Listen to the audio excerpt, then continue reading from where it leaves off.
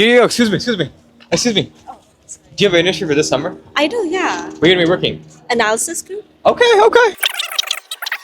Let's see you down to like a small interview with me about your advice. Sure, I'd love to. So what are you doing at the analysis group? I'll be working as a summer economic consultant intern. So a lot of people say the market is really cooked. When trying to break into economic consulting, what do you think is the biggest mistake you see with students when just going through the process? Something that a lot of the economic consultants that I coffee chatted as well told me is that the biggest mistake is not really knowing what economic consulting is. Since a lot of people might be pivoting from strategy or management consulting while recruiting, it's really important to differentiate yourself from those people and making it clear that you do know what the job exactly is. So I would say it's kind of more on the niche end right now. A lot of people know about it. So just understanding the job itself is really important.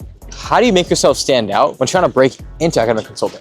I will say I was initially a bit baffled because, as I said, there's a lot of reading up on they're like mergers or antitrust cases, trying to read up on how damages are calculated in these cases. And along with that, just being able to analyze some more so basic like graphs and more so on the data analysis side of things, because that is a big difference I noticed in the cases was there were a lot more graphs and a lot more quantitative analysis involved. Everyone's talking about the one thing, the coffee chat. How important was networking for you to land this role, and how do you do it effectively? Networking is not as big a part of this process as it might be for something like investment banking. And my main reason for doing coffee chats, and anyone else, I would say if you're doing these coffee chats, the purpose should be to just trying to stand the job as well as trying to understand what the role looks like and learning more about the company this person is working at. Because for me, it really helped me figure out whether I wanted to go into a management role versus an economic consulting role. Now, you mentioned the 1 hour where that everyone loves to talk about, referrals. What is your biggest tip to get a referral when breaking into academic consulting? Crafting my cover letters in a very personalized way. That was another thing a lot of economic consultants told me, is that really big firms, we actually do read cover letters and it plays a pretty big role in landing the interview. So what I would do is, after I have these coffee chats and I have my notes from them, I would take out little pieces from that, what this person said that resonated with me and my experience. And in my cover letter, I was able to tie that in. So what is your biggest tips to create and craft that perfect economic consulting resume?